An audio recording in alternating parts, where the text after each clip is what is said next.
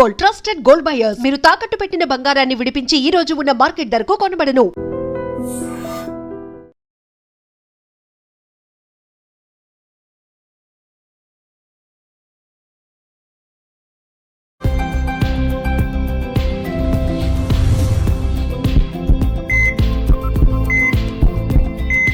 నమస్తే, welcome to healthy conversations with iDream media. నేను మీ Jhansi. So ఈరోజు మనం senior neuro surgeon doctor Ranganatham గారితో ఉన్నాము. సో మీరు చాలా వాకింగ్ చేసి అంటే వెయిట్ తగ్గాలని చాలా పాటించి విసిగిపోయి ఉన్నారా? ఇప్పుడు పెద్దవాళ్ళలో కూడా కొన్నాళ్ళు వాక్ చేస్తారు, కొన్నాళ్ళు చేయలేరు. మరి ఇప్పుడు మీ అందరి కోసం ఒక శుభవార్త వచ్చింది. జపనీస్ వాకింగ్ అని ఒక కొత్త వాకింగ్ మెథడ్ టెక్నిక్ అన్నమాట. సో అసలు ఇది ఏంటి, దీని గురించి వివరాలు అడిగి తెలుసుకుందాము. నమస్తే సార్. నమస్తే. ఎలా ఉన్నారు సార్? బాగున్నాను. సో జపనీస్ వాకింగ్ మేము ఎప్పుడు వచ్చినా కానీ మీరు కొత్త కాన్సెప్ట్ని అంటే అడ్వాన్స్డ్గా లేకపోతే ట్రెండీగా ఉన్న టాపిక్ని చూస్ చేసుకుంటారు. సో ఈ జపనీస్ వాకింగ్ అంటే ఏంటి, దీనివల్ల ఎలాంటి ఆరోగ్య ప్రయోజనాలు ఉంటాయి? అంటే గత కొన్ని సంవత్సరాలుగా ఏంటంటే నా పద్ధతి, నేను అనుసరిస్తున్న విధానం ఏంటంటే ట్రెండింగ్ అనేది ఒక మాట అయితే జనానికి ఉపయోగకరంగా ఉండాలి అనేటువంటి ఏకైక ఆలోచన. దానికోసం లోతైనటువంటి పరిశీలన, పరిశోధన రెండు జరుగుతాయి. ఈ జపనీస్ వాకింగ్ అనేది ఎప్పుడో 2007లో వచ్చిందండి. ఈ మధ్య కాలంలో మళ్ళీ అది ట్రెండింగ్ అవుతూ ఉంది. నేను దాని వివరాలకు వెళ్తే నాకు అది చాలా సింపుల్గా అనిపించింది, చాలా ఉపయోగకరంగా అనిపించింది. అది కాకుండా మీరు ఇందాక చెప్పినట్టుగా ఏంటంటే మన తర్వాత వివరాలు చెప్పుకుందాం ఉంటాయి. ఏంటంటే కొంతమంది వాకింగ్ చేస్తూ ఉంటారు, బరువు తగ్గరు. డాక్టర్ గారు నేను ఏం భోజనం చేయనండి, వాకింగ్ రోజు చేస్తానండి, 1-2 గంటలు చేస్తూ ఉంటాను, అయినా తగ్గట్లేదు అన్న వాళ్ళకి ఇదేమైనా ఒక ఆల్టర్నేటివ్ శుభవార్త ఏమో నాకు అనిపిస్తుంది సుమా. దాని కారణాలు కూడా చెప్పుకుందాం. అలాగే ఇప్పుడు వాకింగ్ చేయడం కష్టమైన వాళ్ళు ఉంటారు. ఉదాహరణకు 60 సంవత్సరాలు, కీళ్ళ నొప్పి లేదు, ప్రాబ్లం ఉంది, ఒబేసిటీ ఉంది, వాళ్ళకు కూడా ఇది ఒక మంచిది. అదే విధంగా ఇంకొక ముఖ్యమైనది ఏమిటంటే ఈ జపనీస్ ట్రెడిషన్, జపనీస్ వస్తున్నటువంటి అలవాట్లు కానీ వాళ్ళు చేసినటువంటి విధానాలు కానీ చాలా గొప్పవండి. నా ప్రకారం చాలా నచ్చుతాయి. హైటెక్ మాటలు ఆడరు వాళ్ళు, చాలా సింపుల్ పద్ధతి అండి. ఇంతకుముందు ఒకటి వచ్చింది, ఫారెస్ట్ బాతింగ్ అని ఒకటి చేసాం. ఫారెస్ట్ బాతింగ్ అంటే అరణ్యంలో తిరగడం, గ్రీనరీల మధ్యలో తిరుగుతుంటే మీ మనసు ఉల్లాసం కలుగుతుంది అనేది ఒక పద్ధతి. 2000 సంవత్సరాల క్రితం వచ్చినటువంటి ఒక భోజన పద్ధతి, హర బూ అనే ఒక పద్ధతి ఉంది. అంటే ఏంటి, భోజనం చేస్తే 80% పొట్టలో ఉండాలి నిండుగా. మనం చాలాసార్లు చెప్పుకున్నాం. ఈ 2000 సంవత్సరాల తర్వాత కూడా దాని ముఖ్యత ఉందంటే, అలాగే ఇప్పుడు 2007లో వచ్చి 18 సంవత్సరాలు జరిగింది. ఇంకా నేను రాకపోయే తరాలకి ఇది చాలా ఉపయోగకరమైనటువంటి నడక పద్ధతి అని నాకు అనిపిస్తుంది. ఎందుకంటే ఇప్పుడు పెద్దవాళ్ళు అనుకున్నాం, పెద్దవాళ్ళు అయితే మన భారతదేశంలో దగ్గర 150 మిలియన్లు ఉన్నారు 60 సంవత్సరాలు పైబడిన వాళ్ళు. 80 సంవత్సరాలు పైబడిన వాళ్ళైతే దగ్గర 20,000-25,000 ఉన్నారు.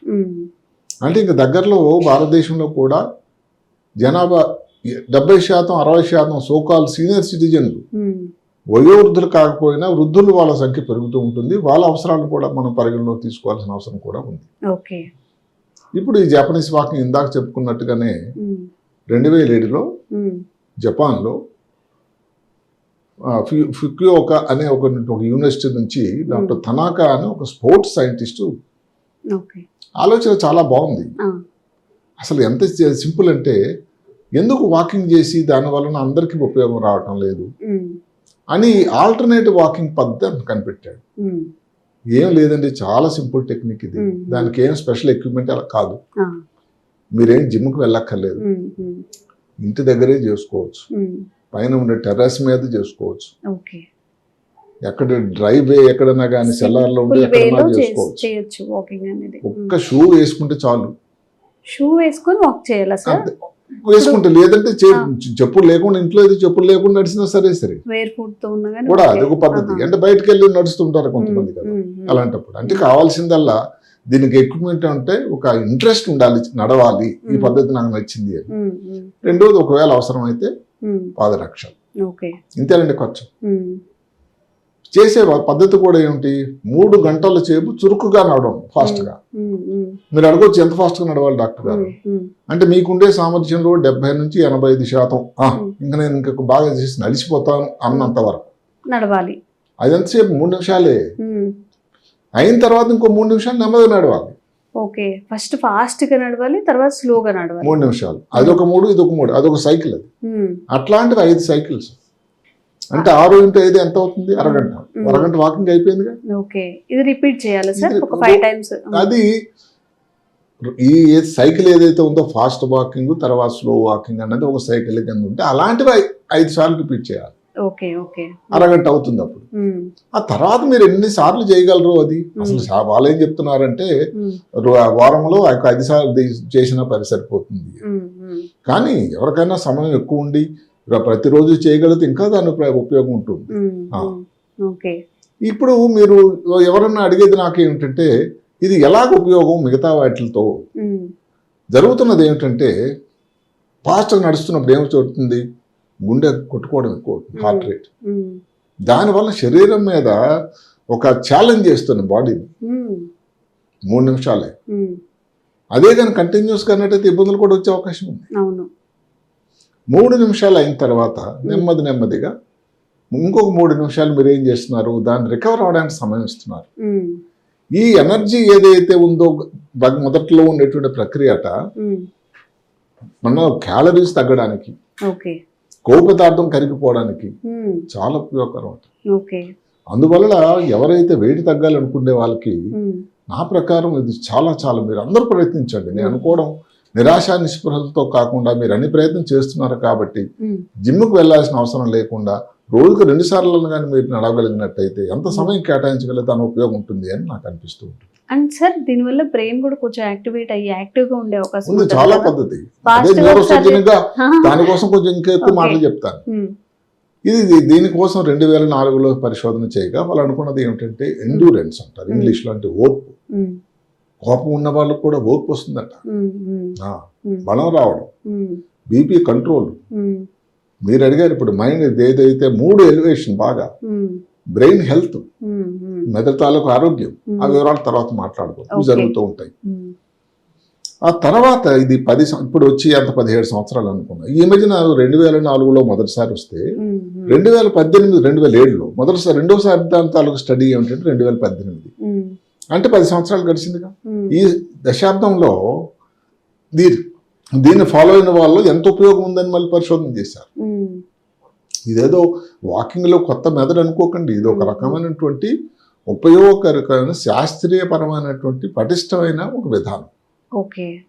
దాంట్లో వాళ్ళు ఏం చేశారు, 10 సంవత్సరాల తర్వాత అదే కానీ ఫాలో అవుతూ అప్పటి నుంచి ఉంటే కాళ్ళలో బలం అంటే 20% పెరిగింది. పీక్ ఎక్సర్సైజ్ కెపాసిటీ అని ఒక మాట ఉంది. అంటే మీరు వ్యాయామం చేయగలిగినటువంటి సామర్థ్యానికి శిఖరం ఇంకా మీరు వచ్చేసారు, ఒక 40% పెరిగిపోతుంది. అంటే ఈ సింపుల్ దీంతోనే ఏ జిమ్కి వెళ్లకుండా ఏ బరువులు ఎత్తకుండా ఇంత కెపాసిటీ మీరు దీంట్లో తగ్గుతుంది. ఇది ఏదైతే ఫాస్ట్గా నడుస్తూ ఉన్నాం దానివల్ల ఏమవుతుంది, ఇందాక చెప్పుకున్నట్టుగానే శరీరానికి ఒక ఛాలెంజ్, ఊపిరితిత్తులకి, గుండెకి, కార్డియోవాస్కులర్ స్టెబిలిటీ వస్తుంది. ముఖ్యంగా న్యూరోసర్జన్గా బ్రెయిన్కి కూడా.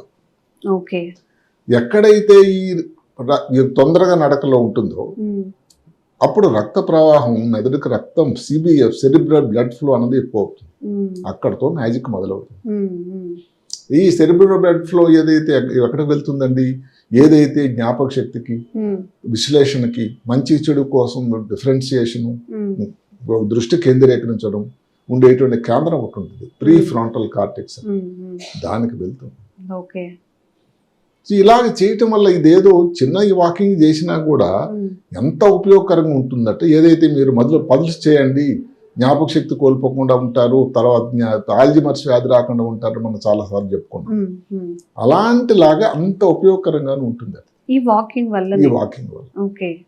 అక్కడ ఉన్నదల్లా ఏమిటంటే మళ్ళీ నొక్కి పక్కన ఇస్తున్నాను ఏమిటంటే 3 నిమిషాల సేపు తొందరగా చురుకుగా నడిచి ఆ తర్వాత శరీరం అంతా కూడా సెటిల్ అవడానికి 3 నిమిషాలు నెమ్మదిగా నడిచి మధ్యలో మళ్ళీ బ్రేక్ ఇవ్వకూడదు. మళ్ళీ అలాగే ఇంకొక సైకిల్, ఇంకో 5 సైకిల్ చేస్తే దానివల్ల ఉన్నటువంటి ఫలితం అంత గణనీయమైనటువంటి ఫలితం. ఉమ్, ఇక్కడ ఇంకొకరు ఏమంటారు, మీ జ్ఞాపక శక్తి ఇందులో ఏంటి, ఎవరో యంగ్స్టర్స్ ఉన్నట్టయితే పెరగొచ్చు అని అనుకుంటారు. కాదండి, ఉమ్, ఎక్కువ మంది ఇందులో పెద్ద వయసు వాళ్ళే పాల్గొన్నారు.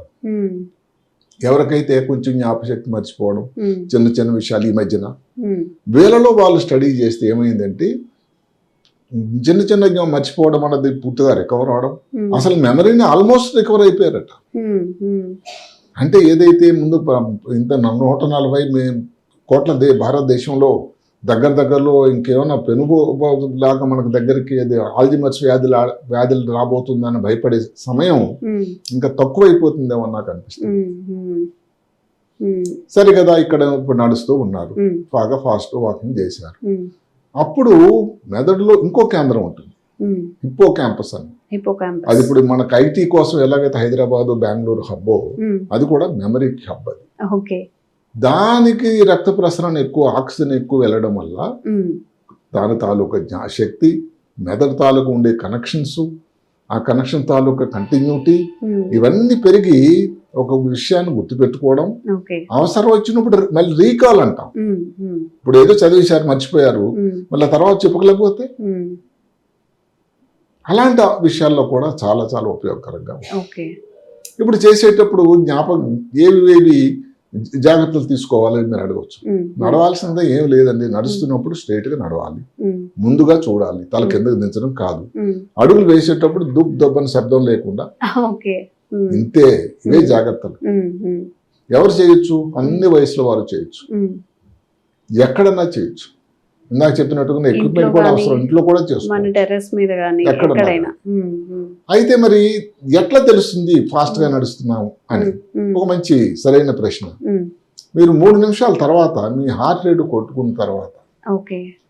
అప్పుడు మీకు తెలుస్తూ ఉంటుంది అనమాట, ఇంక కొంచెం మనం స్లోగా పీక్ నడుద్దాం. వచ్చేసాం, ఉమ్, ఇప్పుడు అయిపోయింది, ఉమ్, అప్పుడు కొంచెం నెమ్మది చేయాలి. ఓకే. అంతే, దానికి ఇంకా ఒక లెక్క ఏమి అవసరం లేదు. ఆ, సరేగా మీ దగ్గర స్టాప్ వాచ్ కానీ లేకపోతే మీ వాచ్ పెట్టుకొని, ఈ మధ్య కాలంలో అన్ని ఉమ్, రిస్ట్ వాచ్లో స్మార్ట్ counting, వాచ్లు వచ్చాయి. yes, yes, అందులో దాంట్లో కూడా 3 తెలుస్తుంది నిమిషాలు కాబట్టి 3 నిమిషాలకు మీరు అలారం పెట్టుకొని చేసినా కానీ నడుస్తుంది. సరిపోతుంది. అవును. సరే, ఇప్పుడు 3 మినిట్స్ అయినా ఒకవేళ 4 మినిట్స్ నడవగలిగారు అని అనుకోండి. వాళ్ళు ఆ 4 స్టడీ minutes. మాత్రం 3 మినిట్స్ Okay. ఎందుకంటే అది అంత సులభతరం. ఆ, ఇప్పుడు మాటకి 5 నిమిషాలు అని చెప్పారనుకోండి, ఉమ్, 5 నిమిషాలు అలాగ ఉండొచ్చు. 3 నిమిషాలు మరీ తక్కువ కాదు, మరి ఎక్కువ కాదు. ఉమ్, మొత్తం మీద ఆ స్టడీలో మాత్రం 3 నిమిషాలు తొందరగా చురుగ్గా నడవడం, 3 నిమిషాలు నెమ్మదిగా నడవడం. ఓకే. అంతే. ఓకే.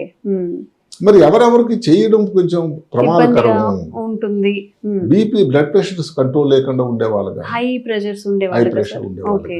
కానీ. ఈ మధ్య కాలంలో ఏదో గుండెకి ప్రాబ్లం వచ్చింది అనుకోండి, హార్ట్ అటాక్ వచ్చింది, ఏదైనా ఆపరేషన్ అయింది, ఉమ్, డాక్టర్ గారి పర్యవేక్షణ, డాక్టర్ గారి తాలూకా సలహా తీసుకుని చేయటం మంచిది. ఓకే. మరీ సివియర్ ఆర్థరైటిస్ ఉంది, ఉమ్, మళ్ళీ చేసి దానివల్ల ఇబ్బంది పడడం కన్నా ఉమ్, డాక్టర్ గారు కానీ చేయొచ్చు, నువ్వు పర్వాలేదు, అది పెద్ద ప్రమాదకరం కానట్టు మీరు. ఉమ్. ఎంత ఉపయోగకరమైందైనా దాంట్లో ఎవరికి సూట్ అవుతుంది, ఎవరికి సూట్ అంతే. అవ్వదు అనేది చూసుకోవాలి. ఇలాంటివన్నీ కూడా ఇక్కడ వయసుతో భేదం లేకపోయినా, ప్రమేయం లేకపోయినా కూడా ఈ చిన్న చిన్న ఇబ్బందులు ఆరోగ్య సమస్యలు ఉండే వాళ్ళని మాత్రం డాక్టర్ గారి తాలూకా సలహా మేరకు తీసుకొని అప్పుడు మీరు వాకింగ్ చేయడం మొదలెట్టండి. ఓకే. నాకు తెలిసి ఇది ఏది కూడా పెద్ద ఇబ్బందికరం కాదు. ఉమ్, అయితే డాక్టర్ గారు ఎందుకు మీరు చేశారు, ఏదైనా కాంప్లికేషన్ వచ్చిందని దానికన్నా ఉమ్, మీ డాక్టర్ గారు ఎవరైతే ఉన్నారో వారి పర్యవేక్షణలో కాకపోయినా వారి సలహా మేరకు మీరు చేయడం అన్నది ఉమ్, ఉత్తమం. ఇప్పుడు ఇంకొకటి మెదడుకు సంబంధించి ఇంకొక మాట ఉంది. ఉమ్, ఏమిటది? మెదడులో ఈ ప్రశాంతత, ఉమ్, ఎమోషనల్ స్టెబిలిటీ, ఉమ్, అంటే అసలు దేనికి ఎంత ప్రమాదం ఇబ్బంది వచ్చినా కూడా చక్కగా ఉండగలడానికి. ఉమ్, ఎందుకు అంటే ఈ నడక వల్ల స్ట్రెస్ హార్మోన్ అని మనం చెప్పుకున్నాం చాలాసార్లు, కార్టిజాల్ ఉమ్, తగ్గిపోతుంది. ఓకే. చాలా ప్రయోజనాలు ఉన్నాయి అయితే. సరిగదా. ఉమ్, ఈ 2 హార్మోన్లు ఉపయోగకరమైన డోపమీన్ అని, సెరోటానిన్ అని సెక్రెట్ ఎక్కువ అవుతుంది ఉమ్, ఆ సమయంలోనే. ఉమ్, ఆ సెరోటానిన్, డోపమీన్ రావడం వల్ల, డోపమీన్ అనేది హ్యాపీ హార్మోన్, ప్లెజర్ హార్మోన్. ఉమ్, ఉమ్, సెరోటానిన్ ఏమిటంటే మన ఎమోషన్స్ అన్ని, కోపం, తాపం, ఉమ్, కంట్రోల్, ఓదార్పు తీసుకొచ్చేటువంటి ఒక. ఉమ్, ఇందాక మనం ఏదైతే చెప్పుకున్నామో ఈ బరువు తగ్గడానికి మామూలు వాకింగ్కి దీనికి ఏమిటి తేడా మీరు అడగండి. ఉమ్, ఉమ్. వాకింగ్ అలా కంటిన్యూస్ గా మోసలో పోసినట్టు చేస్తూనే చేస్తూ ఉంటారు. ఉంటే తగ్గదు. కొంతమంది అన్కాన్షియస్ గా ఏదో ఆలోచించుకుంటూ నడుస్తారు, కొంతమంది బాడీని ఫ్రీ చేయకుండా ఏదో నడవాలి అన్నట్టు అది నడుస్తుంది. దీనిలాగా తప్పదు అన్నట్టు చేయాలి అన్నట్టు. కొన్నిసార్లు అది నేను కూడా ఎక్స్పీరియన్స్ చేశాను సార్. ఒక గంట ఒక హాఫ్ అన్ అవర్ వాకింగ్ చేసిన తర్వాత కూడా బాడీ రిలాక్స్ గా అనిపించదు, ఎందుకంటే మనం కాన్షియస్ గా చేయలేదు, ఒక రొటీన్ దానికి ఒక మాట వాడారు మీరు, breaking the plateau. Yes yes breaking the plateau. Plateau ఏంటి మనకు తెలుసు, మనం దక్కన్ ప్లాటూలో ఉన్నాం.